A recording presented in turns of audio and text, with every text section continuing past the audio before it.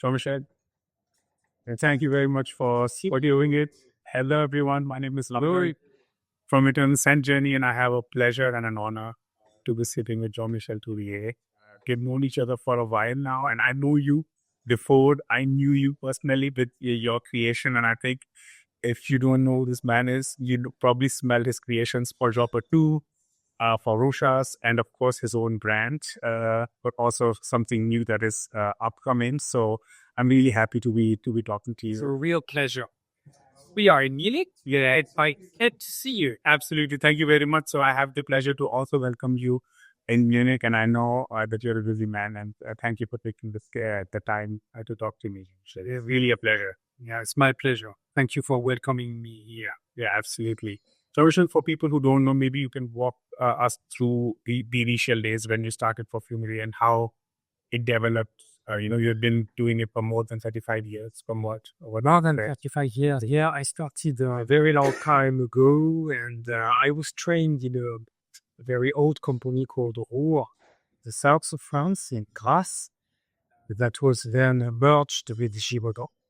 And then I have been through different companies, small companies, big companies. For instance, I worked for 8 years for Kao Corporation, which is a Japanese company. And then I joined a luxury company called Jean Patou, in which we had three brands, Jean Patou, Lacoste, and Yoji Yamamoto. So I was the in-house nose of these three brands for quite a long time. And then we have been acquired by Procter & Gamble, P&G, in which I stayed for Jean Patou first. And then because P&G acquired various brands, they acquired Rochas. And so I was also the perfumer of Rochas.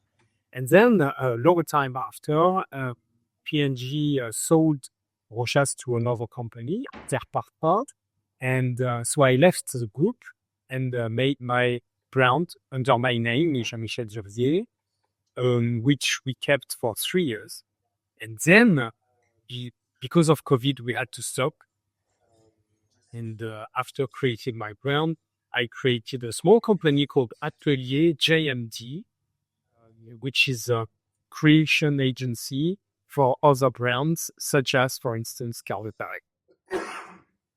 Ray. Yeah, so it's been a long journey as I sense, but I'm more curious about your journey from kind of working for a big corporate and kind of doing your own brand, which is quite a leap of faith. Like you can basically name the perfumers who have they spoke about that, maybe really Chris or Sonia Constant who have their own brand.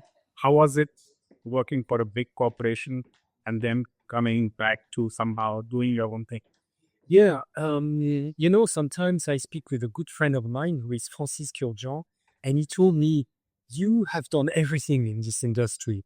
And it's true. And he is one of the other examples because he has his company is Brown. Now he works for Dior and LVMH. And then he also worked for Takasago in the past. So Olivier Prespe as well. So Aurélien Guichard, for instance, as well.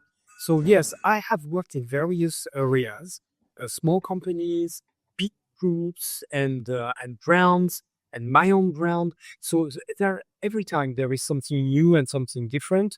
I love to work for big groups because they are very well organized. There are processes, and you have a real strength as a group. And also, I love working for small brands because you are, especially today, I am on my own, independent freelance.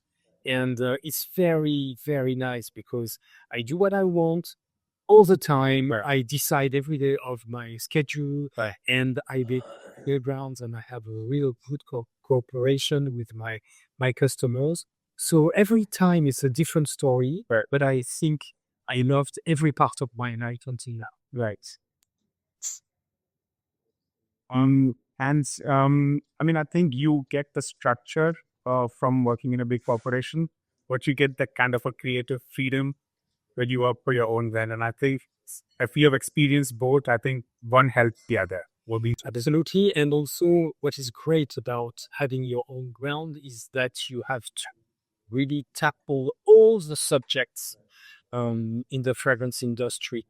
The brand, the IP, intellectual property, creation, of course, production, design, marketing, commercial sales. You need to see the distributors, the retailers. You travel around the world to present your brand or your products. So it's a very busy and complex, but also exciting activity because you really touch to all the important subjects of the perfume industry. Yeah, I mean, we spoke about this, like how much work you have put. I had the pleasure to also see the initial sketches that you have made for the bottle designer, which you should tell me the name again.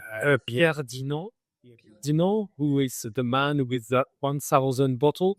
He started a long time ago. One of his first, I think his first story was the creation of the bottle of Madame Rochas, and who worked with Madame Rochas, Hélène Rochas. At that time, he was around 20. And he was very young. And then he created many bottles for Paco Rabanne and for so many. And you should find his book, by the way. He has a book in which he has gathered a lot of his creations, including mine. Yeah. And we worked together because first I came to see him with a sketch that I drew myself that was not exactly this, but she really wanted to have these stripes because this was a link to the bottle of Moustache de Rochas. Yeah, true. The moustache, the current moustache, also with like stripes, but all across the bottle. And I wanted to have a little ring here, and then a tall bottle, and which is also a half a circle and not a big circle, so that it's standing out and really, the tall. And so this is my lovely bottle. right. So basically, you hired that and you went through. I mean, you see smaller details like the bottom of it, and there are different collections, and also all the thoughts that you put into the packaging. I found it very very interesting. And huge shout out to Eva Bogner from Perfume Uniques in Munich, a beautiful hand curated store who introduced me to your work, and I'm forever thankful to her. And before it's really, I think she has a very great taste in fragrances, and I'm really happy that I got to know your work from us. So I'm really hoping. I know that you said that the fragrances are not there in the market yet, but it's my secret hope that one day, I could be revived. Of course, you never know. You never know. For the moment, it's not the news because I'm really focusing on my new adventure. But you never know because it's so exciting to have your own brand. And as I said, to really look at all the things and present your creations all around the world. I love to do that. Yeah, I can imagine. I can only imagine because you usually you are always the man in the back, and then you have something that has your name on it, Yes. And I think it could be only exciting. If I had to relaunch my brand, I think it would be not exactly the same because this one was named Jean-Michel Duriez Paris. I do not say now, but it would be, I think, a little different, but always with my... Well, you would not call it Paris, or? No, it's not that, but I think it will be shorter. Okay. Because it's a bit difficult to read. Yeah, okay. And sure, I mean, it took me some time to also pronounce it properly for a non-French. I think bigger challenge. I hope I trained. But I'm not the only one because Francis Kurkdjian, since it's very rare when people really pronounce it the right way. But it's fine. It's like l'Occitane en Provence. It's very difficult to pronounce, but it's super well known everywhere. Sure, I mean, you just say l'Occitane. So en Provence. Yeah. What I would like to do before we jump into Carlotha Ray, which is a recent work, and I was super excited to hear. So after smelling your work, of course, my expectations were really high, and you basically checked all the boxes of Carlotha Ray. But I would love to smell one fragrance that is really special for me from your collection, which is Wood Musk. Wood Musk. Okay, it's, I told you yesterday when we had a dinner together that it's one fragrance that is so special to my heart from a perfume lover perspective, but also because I smelled so many fragrances. I just, I could not understand it in a way. I felt it was a symphony, and it was so beautifully done that I had to ask you what was the mindset? How did you do it? It's just, I think, a beautifully done artistic avant-garde work. Thank you very much. So, Just one spray is enough. It's so strong. So the story behind wood musk is very, very specific because, as you can smell, it has a strong top note of cumin, and it looks and it sounds a little bit like a Middle East fragrance with maybe oud and maybe musk, of course. But I really wanted to do it in my own way. And especially, I come from Rochas, and before that, I was at Jean Patou. And when I was at Rochas, there was a very famous perfume called Femme de Rochas, created by Edmond Olitska. And I always kept in my mind this story of the cumin that was overdosed in Femme de Rochas. And in one of my first fragrances for this collection called Scène Amoureuse, I was using a lot of cumin already, blended with orris and the chypre structure. And for wood musk, I wanted kind of to do the same, but in a more Middle East and mannish way. So for this wine, I mixed the cumin with a very vibrant tobacco extract. And that is really the structure of the perf. And then, of course, I blended it into a lot of woods. So more or less, this is it. But what makes the fragrance different is the quality of the ingredients, because it is so rich in natural ingredients, including the tobacco of the cumin, but also cedarwood and many other woods. So what makes it really different is really its richness and also the vibrant ingredients that are the tobacco extract and the cumin blended into something milder, right? And that makes a good equilibrium, good balance. And I think this is your signature as well, because you mentioned three things. There's Middle East you mentioned, then you mentioned cumin, and then you mentioned tobacco. I think these three, when you hear these three things, you think, oh, it's a loud, and a fragrance has a lot of edges, and it's heavy and opulent. But I think it's kind of super well blended without any edges whatsoever. And I think it's really a masterwork. Really wanted it to stand out, but not in an arrogant or aggressive loud way. It's strong but not loud, Right. and it's so rich. It's really rich. And by the way, it was one of our top 5 bestseller because, especially in the Middle East, you remember we were in Harrods, where a lot of Middle East people come and visit. So and then of course we were in Qatar, we were in Saudi Arabia, and so that was a good customer base for it. No, it's really, really excellent. I really hope everyone. I know it's very hard to get pulled up the preferences, but I hope everyone gets to smell wood musk. It's an excellent place. I mean, of course, it's a fun story. Yesterday we were having a dinner in an Indian restaurant in the basement, and you can also imagine an Indian restaurant has a very strong smell of spices. But I was wearing two Prefont, and the waiter gave me a compliment, but he was curious if you were wearing the Prefont or I was, and he was completely taken over kind of the opulence and I find it very unique as well, even though as a how do you say, food reader, but it's a very modern. Maybe we can smell a green prick.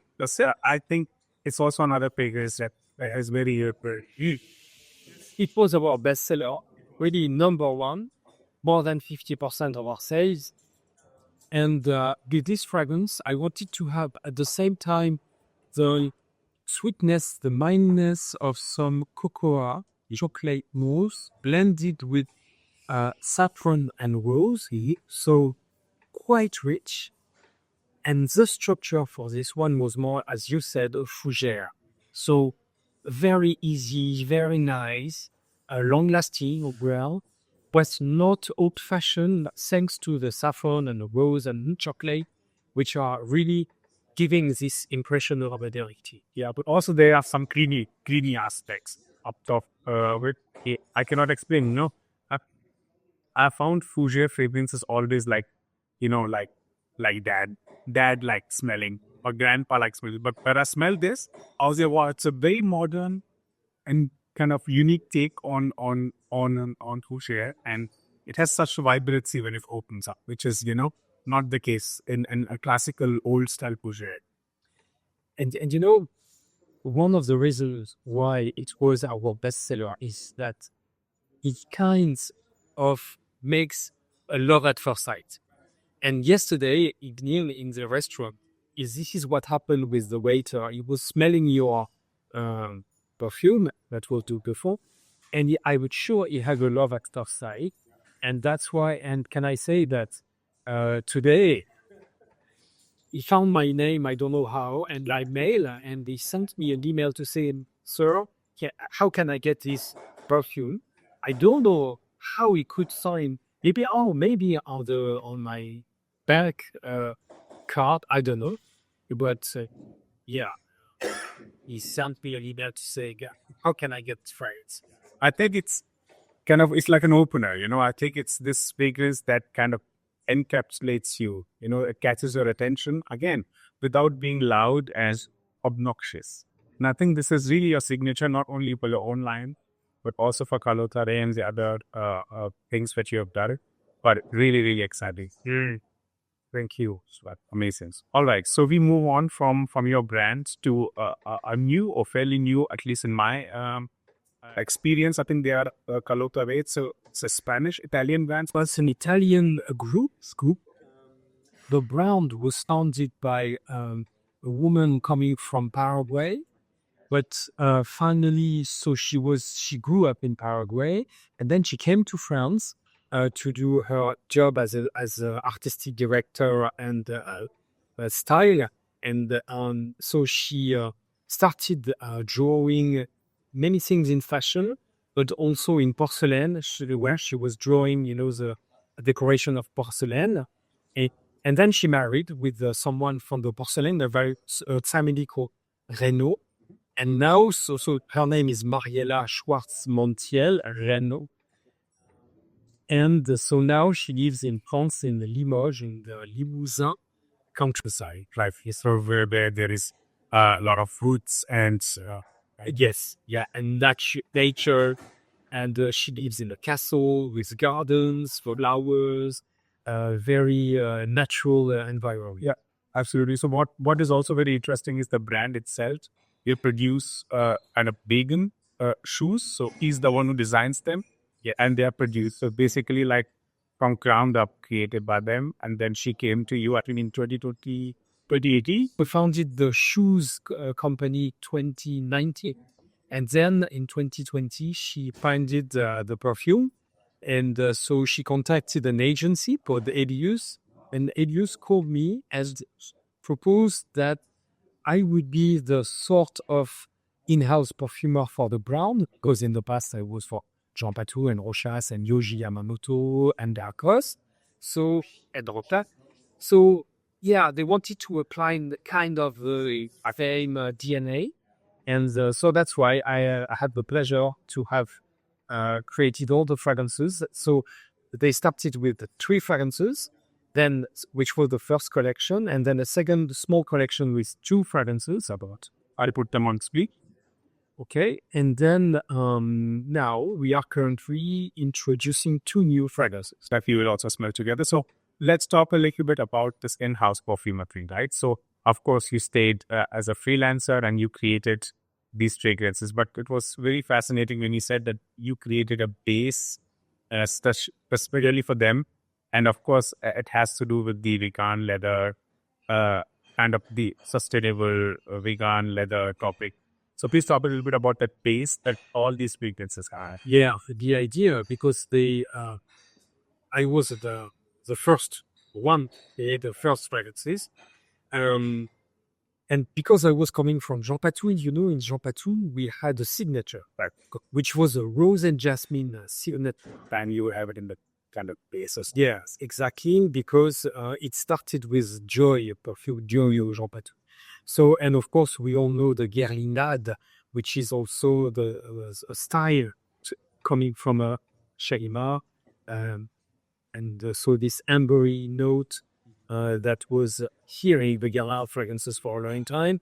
Same with Jean Patou. So I had the idea to create something like this. And it was very easy because this brand, as you said, is a vegan shoes ground. And she does not use leather for the soles, but she's using a sort of latex, it's vegan latex. And I had the idea to create exactly the same. So I wanted to make a vegan leather odor that I will put into all the fragrances of Carlotha Ray and make a sort of olfactive signature. Right. So in these days, which is quite complex, of course, but mainly I have 4 ingredients. Yeah. So the first one is Cuir from IFF, which is a vegan, of course, leather odors. And then reinforcing this, and also because it's Carlotha Ray and it's really about flowers and nature, osmanthus. Because osmanthus extract, the one I use is from Givaudan or Cuir quality extract, really smells, of course, a little like flowers and like fruits as well, apricot and peach, but also a lot of leathery notes, sensual leathery notes. And then also I used oak moss. Oak moss is a wink to her current life of Mariella, because she now lives in the countryside in France. And mate, which is a wink to her childhood, because she was drinking, and still now drinking, a lot of mate every day. So that makes a base that I put everywhere in the fragrances. And when I presented this base to Mariella, she fell in love with it. And she said, wow, I love this base. I love the idea. And she told me one day you should launch this fragrance alone. Well, and I think that's where we will be getting to. Yeah, so you said there are 3. I find it fascinating. This kind of this red thread that goes along through the whole, that with your signature of creating not so loud fragrances, and I think it can goes very well, and we will be smelling it. So let's start with I think the Perfumery, the first collection, with the second, I think, is it? Yes, this is the second one. Yeah, so the 3 fragrances is the first collection, which we kind of could call the spring collection. Fresh fragrances, very natural, very flowery and spring mindset, so to say. So the first one is Mandarine and Maclé Bears. The second one is Cuir and Santal Blanc. And the third one is Rose Blanche et Gardenia. If you look at them, you can see that one is more for the morning. Mate is really the drink that they, especially Mariella, have in the morning with mandarin, which is vitamins and energy. And then the second one is Cuir et Santal Blanc, rare and sandalwood, which is a lazy afternoon. Sunny, fresh, lazy afternoon. Very quiet, very zen. She listens to music and she is relaxing and reads Greek, etc. And the third one is more for the evening, Rose Blanche et Gardenia, which is the moment after having a dinner with friends at her home. Everyone has gone and she's relaxing. She steps back and she's relaxing and said, oh my God, that was a very good evening. That was fantastic with our friends all together. And now it's time to look at the stars in the sky and really, And for that, I used a rose, which is not a loud rose. It's more like a quiet rose and with a lot of musk as well to make this as long as possible, this feeling of the trail of it, a memory of it. Right? I think I found it very interesting that it was not the moment where she was getting ready, but rather the aftermath of the party, and you can hear the conversations and you maybe basically reminisce what happened and, the conversations. So I found it very, very elegant. It's almost like a white, elegant, musky rose. with a lot of, gardenia also adds a lot of character to the fragrance. So I think, so this collection is, I think very clever, but also very easy, so to say, to wear. Yeah. And really the basics, which is the same for all the fragrances of the Carlotha Ray, is vegan, is containing a lot of naturals, including the alcohol, which is organic alcohol. And it takes us more than 90%, including everything. And also, we didn't achieve like UV filters or preservatives, etc. So we had a long study of the stability of the perfume without adding molecules to stabilize. And also we use a lot of upcycled ingredients because, I have a collaboration with Givaudan. Everything I do now is really in collaboration with Givaudan, and especially I have access to their materials. And so they have a lot of upcycled ingredients. So all of these are exactly applied to all the fragrances of Carlotha. Right. I wanted to ask you something. When you create something for your own brand, and let's say it like that, they are a designer's brand because that's our destination. Nowadays, I don't know what niche is and what designer is, but a general rule of thumb says if they are producing something else, like they are producing shoes, the DNA has to be different. But I still feel that you are able to bring the complexity in the fragrances without making them a very generic designer fragrances, I try to do that, and also I do it maybe not even thinking about it. It's my personal touch. Most of the time, I try to be balanced, right, in my life as a person and also in my creations.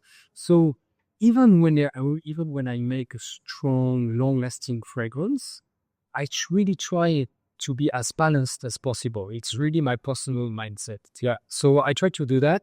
And of course, I do it for Carlotha Ray in a different way because you cannot, by the odor, you cannot compare what I did for my own brand and what I do for Carlotha Ray. They are really different because I am influenced a lot by Mariella. Is helping me to understand as much as possible the DNA of Carlotha Ray. It's a lot of her personal stories, like you mentioned as well, right? So, Carlotha is the name of her grandma.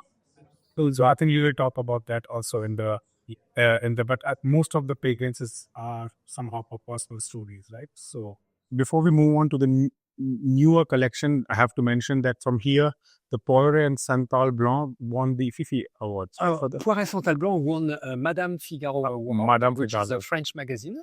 Okay. That was 2 years ago. Okay, and then this year, was it? This year, absolutely. We won a Fifi Award France for Myrrhe et Bois Brûlés that was launched last year.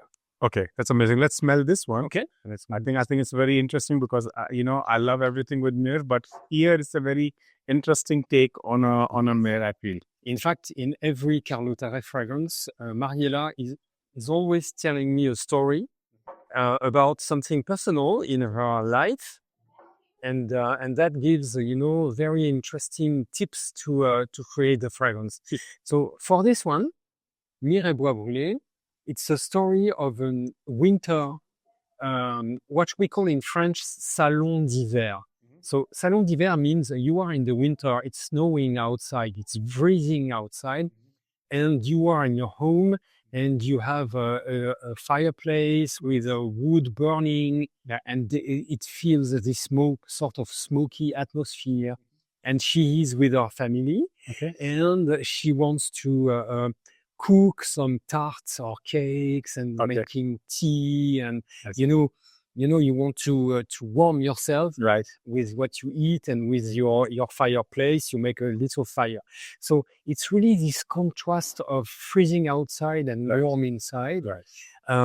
Hence the name Bois Brûlés, because Bois Brûlés means smoked woods, burnt woods. And Myrrhe is, myrrhe, of course, that we use for ages in perfumery. Myrrhe is a material that we also use when we want to reconstitute the licorice odor. And she was mentioning the licorice tea. I see. So in this perfume, I have the licorice tea with myrrhe. I have an apple tart. Mhm.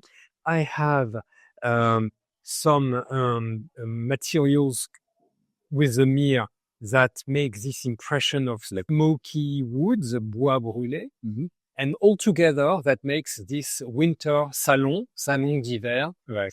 that she described.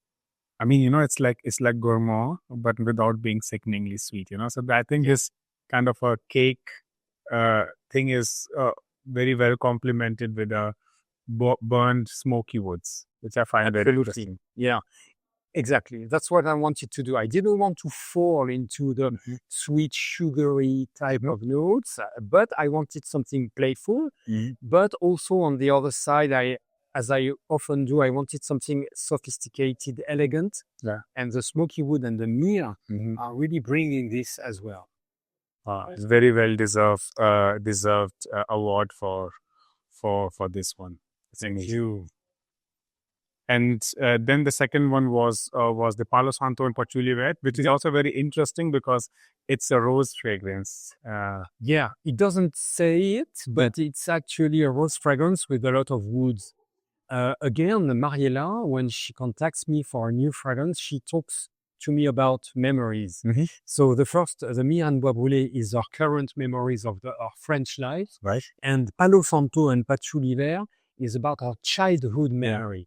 And this is very important in our life because our grandmother was named Carlotha. Okay. And it was hence the name of the brand Carlotha Ray. Okay. So when she was a child, she was living in Paraguay, and in her house, there was a grandmother bedroom.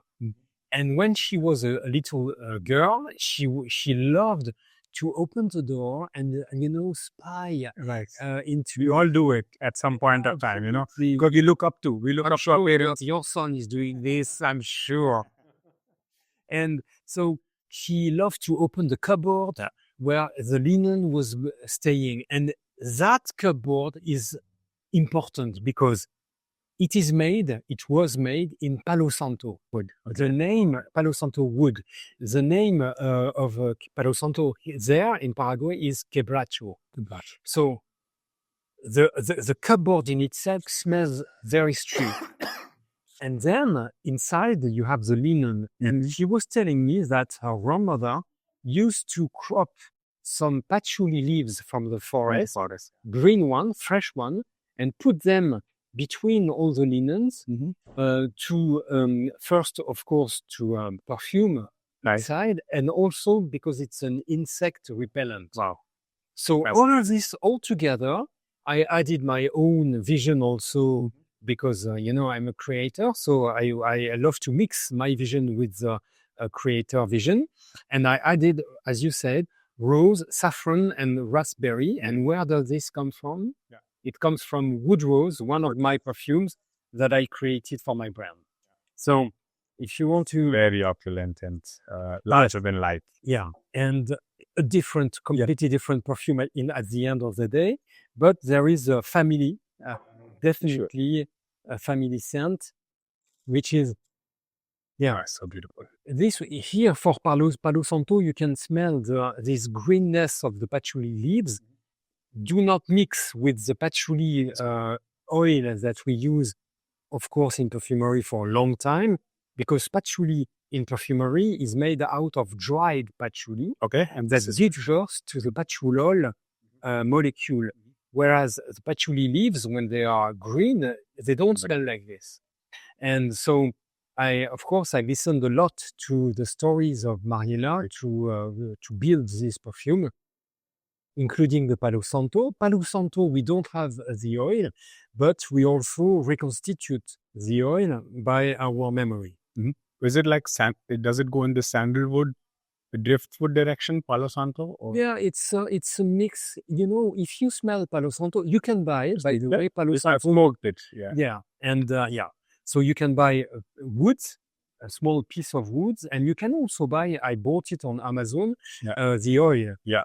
Organic oil. So it's really pure, and it contains a little of a molecule called carbon, which is minty and a bit anise-like. Okay. So in the Palo Santo, you also have this freshness of the wood. Interesting. Because of the carbon.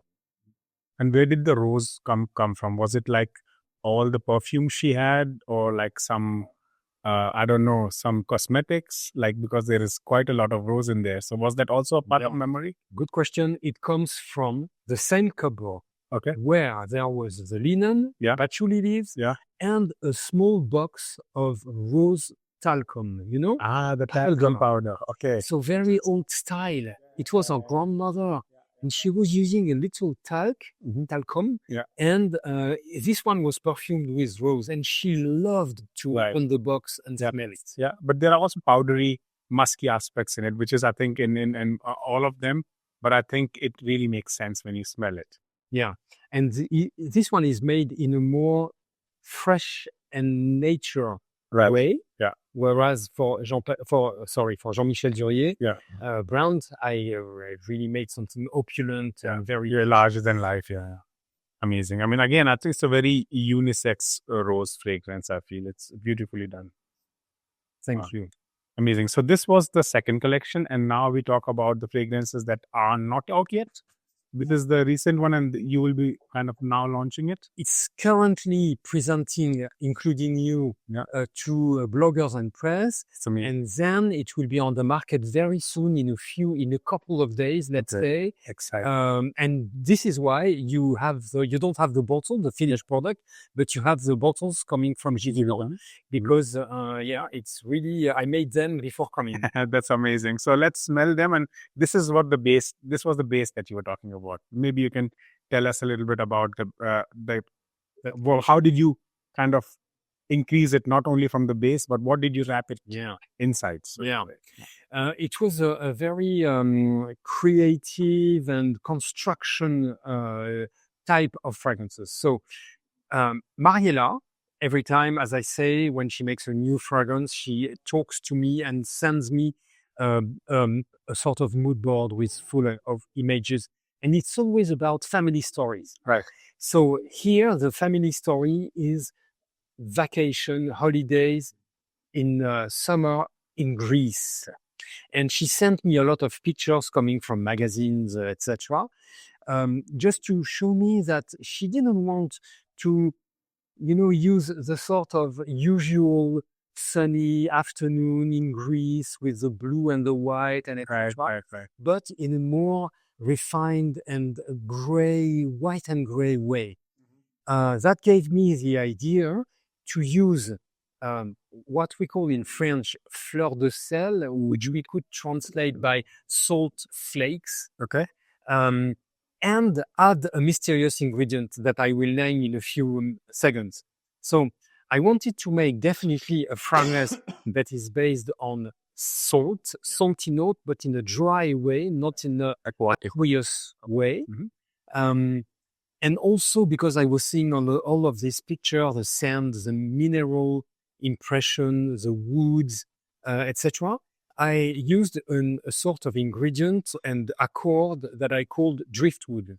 So driftwood, you have to imagine these, woods floating on the ocean, first coming from the land, then they go into the sea, and then they come back on the beach after a long stay. It's like, in a way, like ambergris story. Right. Ambergris comes from the ocean, it floats on the ocean for years, and then one day it comes on the dries up with the sun and heat. And then it dries out there for years, and it takes the odor of the ocean, of the sun, of the sand, of everything, and that makes ambergris.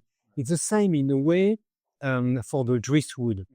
So I use the salty notes with the driftwood, and that would have given a quite simple fragrance. And I really wanted, as I used to do, to add something special. And for that, it seems a bit weird, but in fact, the construction really makes sense. I added coffee. I added coffee Arabica extract, which is vibrant, which is smoky, roasted. And this vibrancy, this vibrant effect coming from the coffee is pushing the whole fragrance with musk as well, and some white flowers. And that gives a fragrance which is very rounded, very balanced. And and the name Yeah. finally is Fleur de Sel and Café Latte. Right, because in all the fragrances you try to kind of portray two names, two notes name, and I think that is also very difficult for a fragrance that is so well, it's so well blended. You know, it could be anything. I mean, Yeah, it could have been three names, for instance, Fleur de Sel, Driftwood, and Café Latte. So at the end of the day, the name is Fleur de Sel and Café Latte. And why is it latte? It's because I used I will show you a vanilla, which is a vanilline, natural and upcycled, coming from Givaudan, which is made out of the bran of rice, reused for enzymatic fermentation, and that turns into vanillin. So it's basically like a natural. Usually it could be a synthetic one, but in this case, it's a natural. It's a natural vanillin, and it's an upcycled vanillin. Wow. And it's super creamy, super milky, right? And that's why the name is Café Latte, because when I blend it with Arabica, it really becomes, unique. Yeah, I can imagine. Should we smell the ingredients first or the perfume? Yeah. The perfume? Let's do perfume first. And then I will explain you the ingredients. So, as you can see, I never spray. I prefer to dip, and just because we smell a lot of things. Yeah. So not to pollute the air. That's my little habit. So Fleur de Sel and Café Latte. It's at the same time very holiday vacation style. As a little like suntan products with a little of ylang ylang, a little of milky notes. But also there is a vibration, a strong signature, and coming from the Café, from the Arabica, and also coming from the wood. Because there is a wood that I use also, which is called bois de chêne. So it's an oak wood extract, which is also an upcycled ingredient.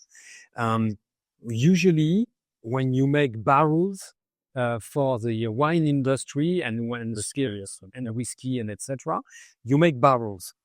It starts from the wood, and to frame them, you, of course, do many operations, and that gives a lot of byproducts. Chips of wood, flakes of wood, powder of wood, etc. All of this, we use them to make an extract, which is a CO2 extract, and that gives a very pure odor of the wood, of the oak. And that was the start for me to make this driftwood. And this is also a special for Givaudan, I think. It's a Givaudan extract, and it's upcycled extract. Very, very interesting.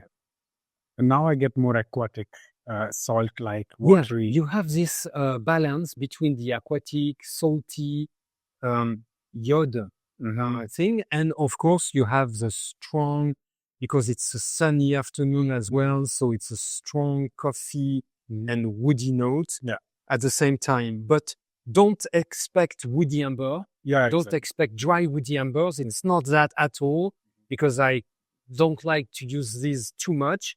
It's really a pure natural wood, and the oak wood is much better in this case than a woody amber. Lovely. So I think you should smell the salt first, because I think that could be interesting. So this is a molecule.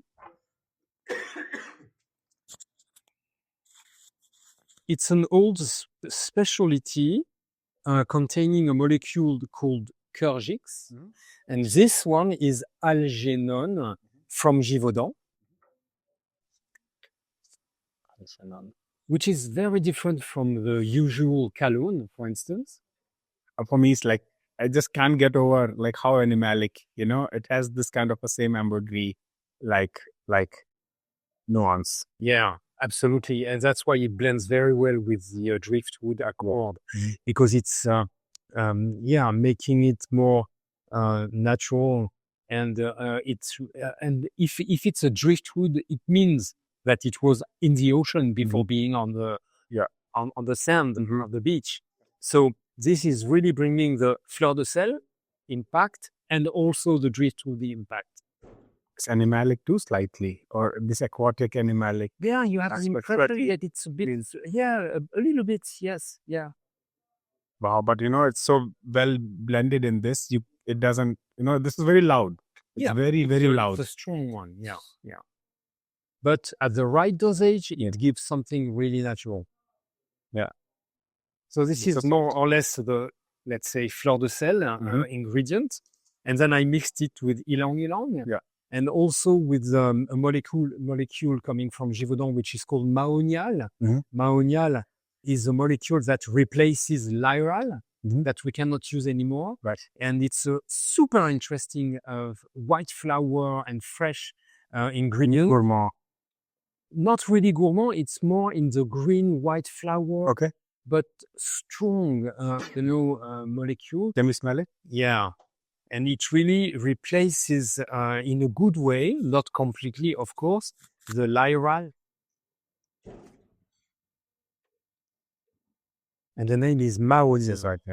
Yeah. It's also very musky. Yeah, I think, yes. It has something like musk, but in a floral way. In the floral way, yeah. White florals. Also very sharp in a way, and I think strong. I don't need to use a lot. Yeah. So if you imagine this one with ylang ylang with the algernon that gives this salty note, that makes a very nice impression of a beach. Sand, beach, and sunny afternoon. Yeah, but without being very sharp. And I find aquatic fragrances, I told you, very difficult because they are very sharp usually. The salt is sharp and the ozonic, cologne, most of the time they use a lot of cologne. So I find it very pleasant, this one. Very warm. I think this time is behind us in a way. It doesn't mean that we will never do it again, but we have been far in this direction. And I think with this Fleur de Sel et Café Latte, I really want to make it in a wise and balanced way. Yeah. Amazing. All right. So this was the flower. Would you like to smell the vanillin? Yes, that was our one. Yeah, that was very interesting, right? Yeah, because it's fantastic. The vanillin, usually when it's a synthetic one, is good, is nice and gourmand odor. It smells like cakes and ice cream. But this one has something special because it comes from a natural fermentation and enzymatic reaction. And it's very gourmand. It smells like a natural ingredient. Sure. Whereas it's not directly natural, although it comes from the bran of rice, so it's upcycled and natural.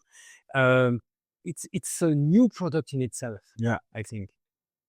I mean, you want to bite into it in a way. It really smells like some sweets from Middle East or something. Very milky as well. Very milky. Hence the name Café Latte. Right. So it was the Arabica, which is more roasted and spicy, so to say, or dark, and here you have the balanced vanillic, electronic, milky. Yeah. Again, as always, perfumery is about balance. Wow, really lovely. Yeah. All right. So this was the flower. Yeah. Fleur de Sel et Café Latte. Okay. It's a café latte. I mean, again, it could be driftwood, but I think it's very interesting how you put the name. I mean, it's always very interesting and difficult. Yeah, because as I said, it's a matter of balance, but it's also a matter of contradiction and contrast. Right. So Fleur de Sel in one way and Café Latte, you think it doesn't blend together. Yeah, but that's the mastery. Yeah. And that makes it at the end of the day. Great. And the next one and the last one is the special one for you, right? Jean-Michel? It's very special because it's the image of the whole brand of Carlotha Ray. Right. So, as I said, when I created from the very first days the fragrances of Carlotha Ray, I wanted to make an olfactive signature. Right. And when I presented my base made with osmanthus, suédéral, oak moss, and mate to Mariela, she said, one day I would like to have this fragrance alone. And By the way, did I tell you the name of that base? Yeah. Which is Cuir de Fleur. So it sounds like vegan leather. Yeah. So Cuir de Fleur. And so we kept the name. Right. And now today we are introducing the fragrance alone, Right. because Mariella wanted it. And the name, of course, is Cuir de Fleur. So it's an eau de parfum. Mm-hmm. And here you are. But it's not, of course, not only the base of the fragrance, but you did lift it up. That's right. The base was made of 5 or 6 products, including these 4 major products. And of course, you cannot make a perfume in itself with these ingredients alone. So flowers to make, at the end of the day, a real fragrance. And in the top note, I wanted something really fresh and natural, and that is jasmine sambac. Mm-hmm. So jasmine sambac is a newcomer in this Cuir de Fleur area. Right. And that gives freshness. You know jasmine sambac. Right. And we're very, very heady but also fresh at the same time. And I think also an overdose of that would completely take over this fragrance. But here it adds that kind of the initial edge, the freshness, but also soapiness. A lot of soapiness that probably comes from orange flower. And then orange flower. Because in the jasmine sambac, you also have this orange flower facets. So I pushed it with orange flower absolute. Mm-hmm. So it's really about rich flowers, this perfume, osmanthus, orange flower absolute, and jasmine sambac absolute. You also have the apricot apricot base with a peach extract. Okay. So you have the two. Apricot really is what we call delight in Givaudan. So it's a reconstitution of the real apricot note. Right. But also I wanted to have a natural ingredient attached to this. Of course, I have the osmanthus. And I added also what we call peach alcoola. Mm-hmm. So it's a natural upcycled ingredient. Okay. We take it from the fruit juice industry. Okay. The peach juice industry. Right. So you have to imagine all the peaches all together pressed to make a juice extract. Mm-hmm. And then what remains of this, we use it to make an alcoola, which is a sort of ethanol extract.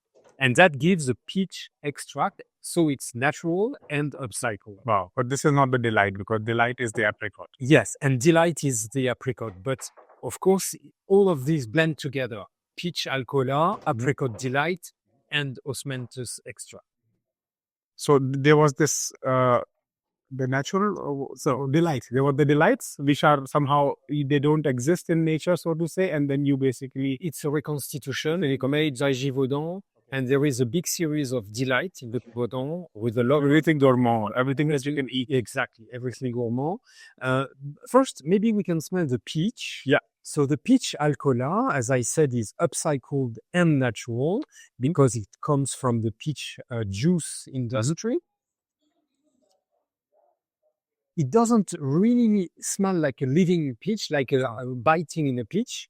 It's bitter, but it brings a naturalness, which is very interesting. As long as I add, which I did for this perfume, apricot delight, that will bring the reality, the living reality, blended with osmanthus, and that will really give the rural, the florality and the fruitiness. Wow, this is really sharp. Just really strong. And this other one is more earthy and natural, as you mentioned. Yes. So I could imagine both blended together gives this fruity floral vibe. Yes. Wow, this is interesting. But this is really how the backbone of the scent smells like in the initial 10-15 minutes.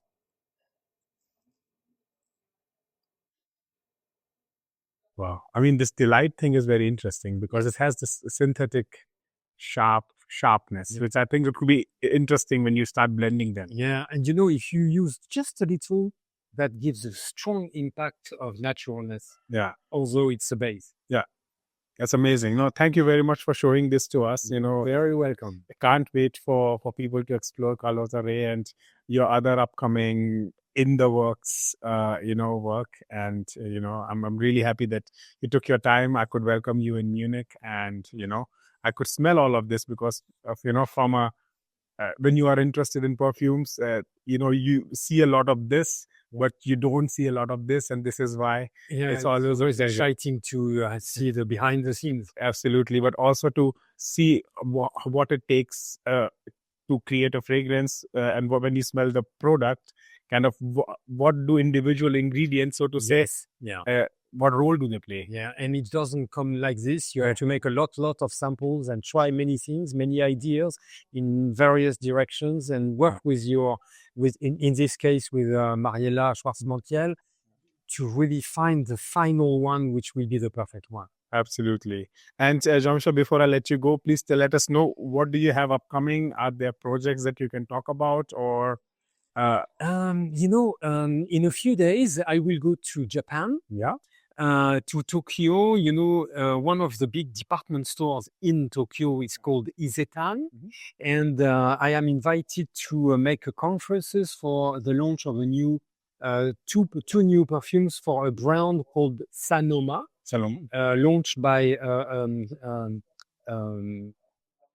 a specialist of perfume called Yuta Watanabe. And so he's inviting me because he wants me to make some personal appearance in this new event. Every year, Isetan is organizing a fair, an exhibition called Salon de Parfum. Okay. So Salon de Parfum at Isetan for around 8 days, I think. And I will be there and I will make some conferences and we will launch for Sanoma, a brand. And I really invite you to see the Instagram because it's really interesting. Completely different, of course, story. It's all about Japan and all about his own memories of Japan, inspired a lot by nature in Japan. Osmanthus, of course, the forest, the earth, the lakes, and the tea and everything. So the new one, by the way, will be made around one variety of tea. Okay. Very Hojicha tea. Hojicha. Okay. So it's going to be really a very exciting moment. I can imagine. Yeah, 4 years ago, I was in Japan and I told you that I found a perfumery, and I was fascinated to learn that Japanese people don't wear perfumes like we do in West. So I think it could be challenging, but also exhilarating to create perfumes for a Japanese brand, which is right now only in Japan. You say he's only in Japan. Yes, he has 80 point of sales doors. So it's working quite well. But for the moment, he's really focusing in Japan because he wants to show the French style of perfumery made in a Japanese way to adapt to the Japanese taste. Yeah. So I think it's a good combination between him and he chose me for all of these fragrances because we worked together in the past before he built his house. So it's a very interesting and exciting brand. I can't wait for everything that's upcoming, Jean-Michel. Thank you very much for inviting me. Yeah, it's a pleasure. No, pleasure is all mine. Thank you very much. Thank you. Amazing.